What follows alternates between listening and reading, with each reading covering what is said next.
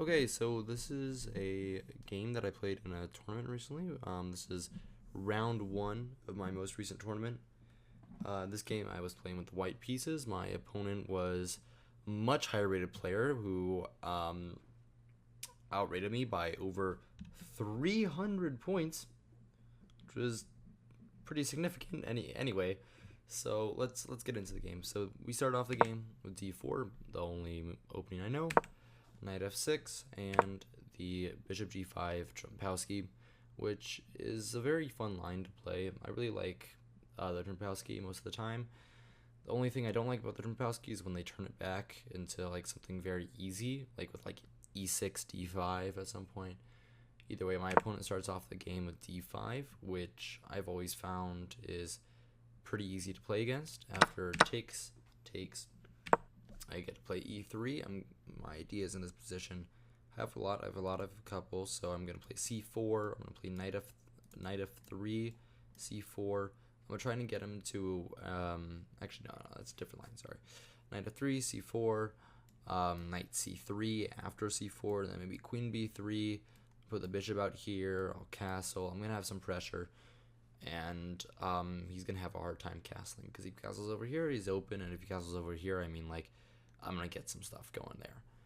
Either way, so my opponent starts the game off with bishop f5, which is an okay move. I go for the knight f3 line because I'm not really scared of any e5, e4 here because my knight will just go back to d2. I'll be fine. I'll even have another piece to play c4 with. And here he plays bishop g7, which confuses me because bishop g7 is just a bad move. I don't see how his bishop is gonna come alive. He's gonna have to move this bishop back and then push like f5, and then his bishop will have a diagonal, and he'll still be blocked by my d4 pawn. I don't. It doesn't look good. I think his idea might be to play like e5 here, but I'm not gonna take. I'm never gonna take that. That's garbage. So I don't. This is just a bad move. Oh, and if you're confused about why there's no clocks, I mean, this is all from just like written down notes. I didn't write down each time of every move that I played. Yeah, this was like an hour and a half long game. Each person had an hour and a half on the clock to start the game. Yeah, I'll tell you when I spend a lot of time. Time pressure doesn't really come into this game very much, but I'm not spending that much time in the opening. I go h3 because I'm a little scared of some bishop g4 stuff, and I feel like I don't know. I don't want like the bishop to have this diagonal on my queen. I don't really like that too much. So I just play h3. I get rid of all that. He goes for e5. Now, like I said previously, I'm really not scared of this. Of course, if I take, that'd be bad. I'm just helping him develop. He gets this center.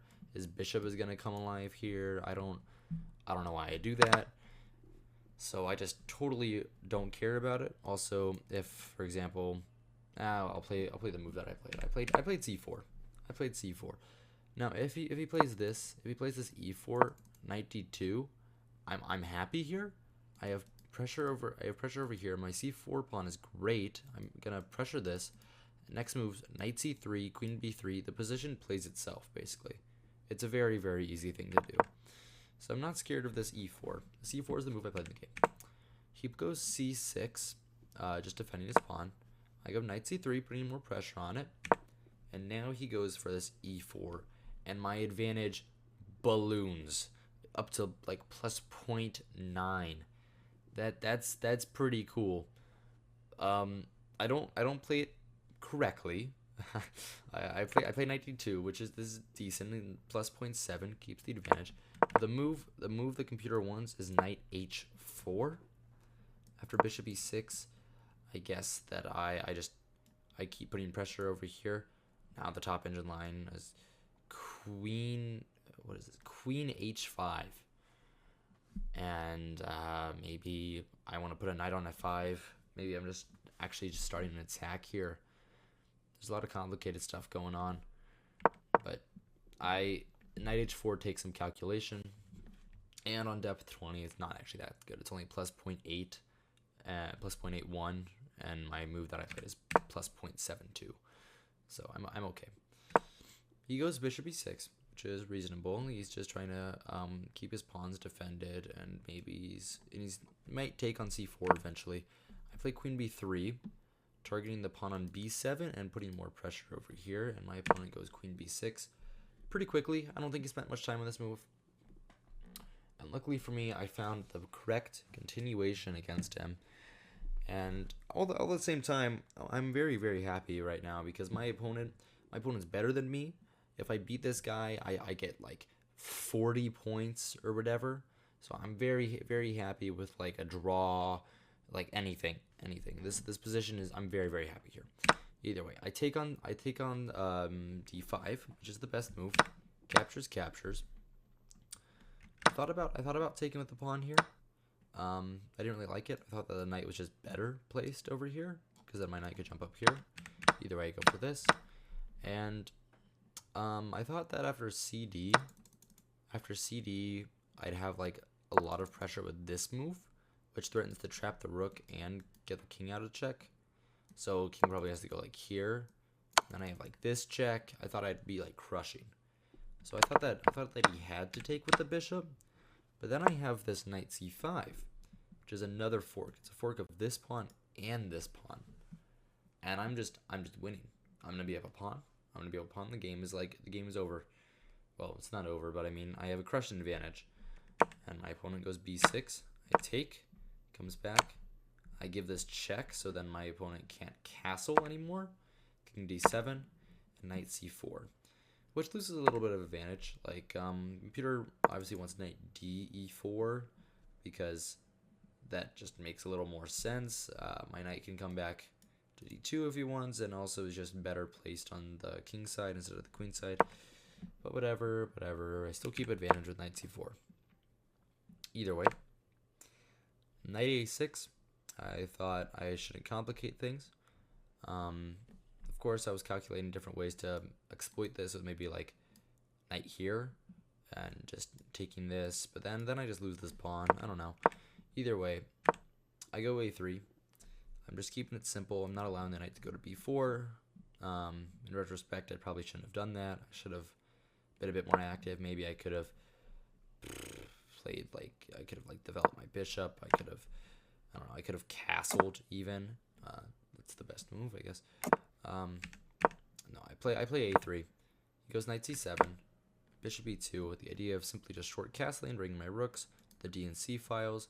Maybe I'll push d5, and I'm just winning. So knight d5, and rook h e8. Makes sense, getting on like the semi-open file. I don't know about this. I would rather this rook be on the g file instead. Also, at the same time, between all of this bishop just sucks still.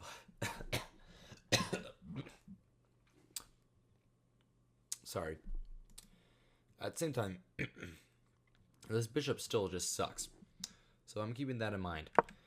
Either way, he goes rook h e8. And now I bring my other rook. I might be preparing to maybe push d5 in the future. He brings his rook back to ga because he's not very decisive about his actions, and I guess he just hated this move. I don't know. It's waste of time. I go king h1. My idea here, oh my god, it was such a stupid idea. My idea was to end up playing e4. That was the plan. But it was just dumb. The reason why I played king h1 is because like if I play e4 here, he can take on e2 with check. Of course I have like 93. I have bishop f1, but I should have just played e4 or brought my rook. But either way, king h1, rook e8. I take on d5 because my plan was to play e4, but I couldn't make it work in my head.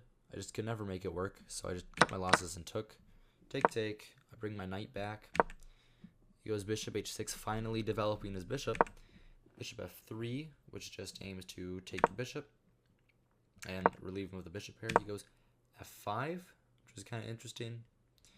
I guess the idea is to play f4 I wasn't too worried about f4. I thought I could even play I could even play e4 after f4.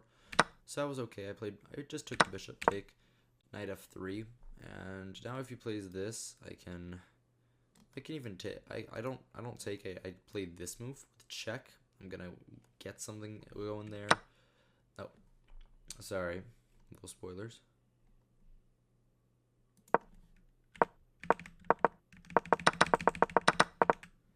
Either way, after knight f3, he plays f6.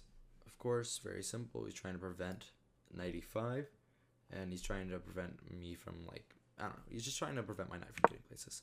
So I go knight h4, targeting the pawn, and he defends it. Very simple.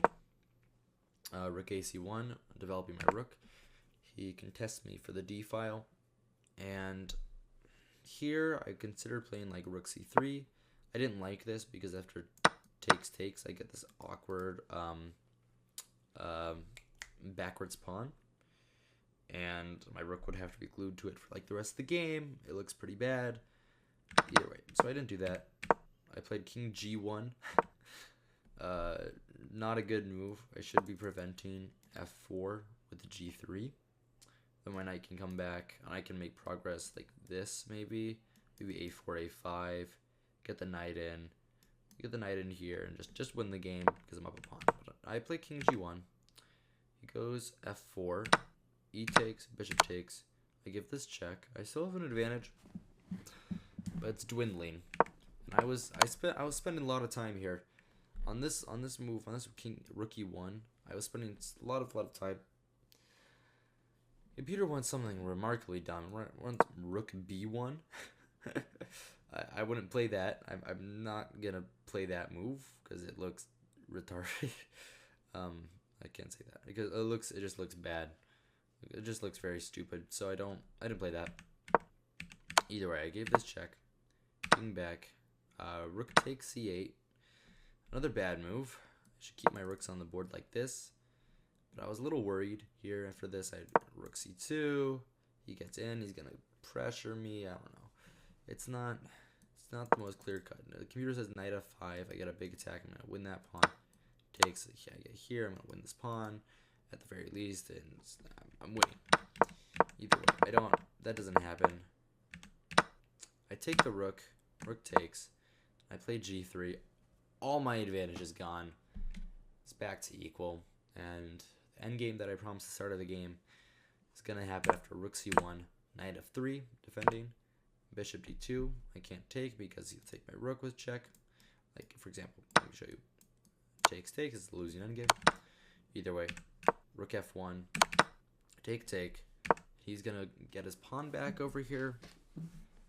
And, yeah, we're in the endgame now. This is part of the game that I think I played the best in, but still, the best is not going to happen just yet because black has a slight advantage. Honestly, if the computer thinks long enough, if it goes like depth 30, I think black has like a crushed advantage. I think it's like minus 1.5 here. It's bad. It's really, really rough. So I go king e2. I'm just bringing my king. By the way, the reason I played rook f1 instead of just taking, I wanted my king to get one square further. Just, every tempo counts. So he takes on b2. I play a4. King c6. King d3, b5, king c2, bishop a3 defending, and now probably my worst move of the game. I played a takes b5. All my advantage is gone. It's now an advantage for black, and I am losing. This is the start of This is the end game. I am losing. Recaptures king b3 instead of ab. I should be playing king b3. After, for example, here, I can start rerouting my knight. I can bring my knight around like this. I can bring my knight around like this. It's fine. It's not like winning for white, but I can hold a draw a lot easier. Either way, takes, king b3. Now here, it's still a draw actually, even with this. Computer wants bishop e4. Now my knight is kind of glued here to the defense of the e1 square. But either way, he goes here, knight h4. Idea is to come around here and go to e3, start targeting all these pawns. It's not the best idea, but it worked. Knight f5. He gives me this check on a4, so I go back to a2. Bishop e4. He spent a lot of time on this move, by the way. Bishop e4. I was calculating a lot of things here, but simply this is very simple. I thought after knight e3, he might go bishop e1, but that's kind of stupid because like this position is just a clear draw. If anyone's playing for a win, it's white, and I mean, yeah, he wouldn't go for this. He instead went for this pawn, and I kind of just totally had like a brain fart here. I was thinking after this, in my calculation around like here, after all of that, I mean, like he couldn't win this pawn because I was just gonna take this pawn. I would just take on f6. No, I would not be taking on f6 because of course that pawn would be defended. Either way, we come here and I play f4. Again, a bad move. If I would have moved my f pawn, I would probably move it to f3 in retrospect. But it's not the end of the world. f4. I mean, I'm losing. It's a lost endgame. Don't get me wrong. I'm still completely lost. But I have ways to do this correctly. And here I think for a very, very long time. After king c4, I think for a very long time. And I'm thinking, how do I the correct defensive setup over here? Because I'm thinking, okay, my king is going to be glued to the a4 pawn for the rest of the game. My king is out. My king is out of the equation. What I have to do now, I have to get a correct defensive setup, because even though I have a 3-on-2, my knight versus the king, it's not good. It's not good. If my knight ever dies, if all of this gets traded, even if I have like an extra pawn over here, if I lose my knight and this, and it's just this pawn, like he's able to stop that with his bishop, and then I'm gonna lose, and then I'm just gonna lose because my king is not over there, and the corner is the same color as his bishop. So f4, king there, and I go knight e7 with the idea of a very interesting type of position. I'm calculating all these lines here, and I find this idea after the king will walk over here to attack these pawns, right? What I'm gonna do, I'm gonna put my knight on h5, and the king's gonna come here to attack the h3 pawn.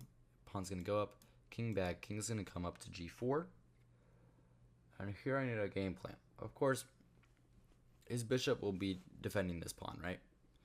It'll have to be. If he doesn't, I mean, like, I'm gonna probably win this pawn. If he pushes the pawn, I'm probably gonna win it. So the bishop has to be defending that. So with this setup here, I'm able to put my knight on g8 in many g7 in many lines, and after king takes g3, I will most of the time have a fork on f5 with the king and the bishop, and that should be a drawn endgame. So that's what I went for. He goes king d3, knight f5, bishop c5, because he wants his bishop. If I trade that, I mean, this 3-on-2, it's probably a draw, but I might even be able to pull out a win from that. And knight g7 with the idea of going to h5, and that whole thing I talked about earlier. King e4, king b2. I'm just making random moves because I don't know what to do. In retrospect, I probably should have played king b1, because after king b2, I started calculating some scary stuff. I started seeing ghosts like bishop d4, and he's gonna fork me. Oh no, he's gonna fork me. Not yet, but like later. Either king b2, king f3, knight h4. And here, the reason why I shouldn't have done this, I mean, it's because this pawn isn't attacked anymore. He has this fork if I ever take it. So that's the reason I should have played king b1 instead of king b2. Kind of an idiot. Either way, he doesn't see that. Bishop b7. I think that was one of his worst moves of the game. It keeps the advantage according to the engine, but this is almost a draw. King c2. I'm still just making random moves. King g2. h4, king b1, just another random move, king g4, and the idea I talked about with knight g7, what I calculated like 10 moves prior or whatever, knight g7 finally comes to fruition. And this is a nice idea. This is honestly one of my favorite ideas I've ever seen in endgame. He brings his bishop to c5, and I just attack the pawn. Now he goes here, and luckily for me, I have this knight f6, and I take here. And then this endgame is losing. This endgame is still losing with a very simple, computer finds something stupid. Computer finds bishop e7. But I calculated here, king f4, and then I'm just gonna lose because I don't have any blockade of the pawn. I'm gonna have to sack my knight, and then that's losing, right? But luckily, my opponent gave me like a chance from beyond the grave. I'm like 6 feet under right now. It's over. It's over. It's GG's. He takes on h4, and this, I don't even think the engine understands. This is a draw. This is a draw. Because my knight comes here. Oh, and funny thing about this, my opponent thinks that my opponent tried to play king g5 here. It's pretty funny. I don't know why he tried to play that. But either way, he plays king g3, knight d5, defending my pawn, and bishop d6.